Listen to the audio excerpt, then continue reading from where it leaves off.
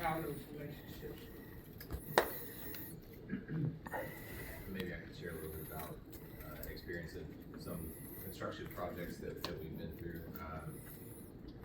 I think we try really, really hard to be a good neighbor.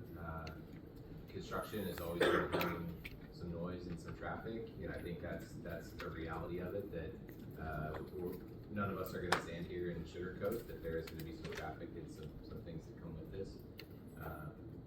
But we try really hard to make sure that we're not going outside the bounds of what our property is, and we're using our water trucks to knock down dust in areas where otherwise we would be raising a whole bunch of dust, especially in areas where we're close to other people's property. I think we're actually quite good about that. Another is speed, both on private and public roads. When we bring construction folks in, I can't control necessarily how everybody speeds. But what I can commit to is that we would work with local officials in the area.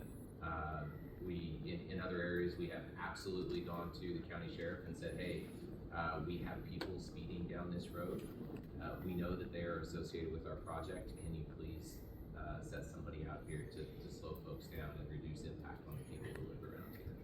So we have absolutely done things like that, and we'll continue to do that in areas where they become important. So we try really hard, but I think everybody understands construction projects do bring a lot of things, and our goal is to work really hard with the community to make this little impact. We got a kind of a I'll have to say complaint from a mayor outside of Memphis in a town it's not in Memphis that we're pretty close to, about streets getting dirty with some dirt movement kind of earthwork all out.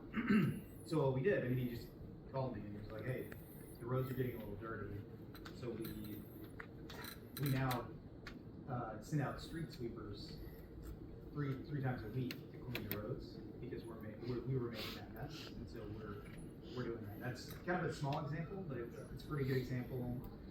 Our Memphis site is near a neighborhood, and there's some noise because of the power plant there. They're very close, probably closer than anyone in this room would be to our facility, and so we have spent millions of dollars building sound mitigation type things, sound walls, huge sound wall. We've done noise studies. We're probably going to build another sound wall. We've built them around the turbines. We've added silencers to the turbines.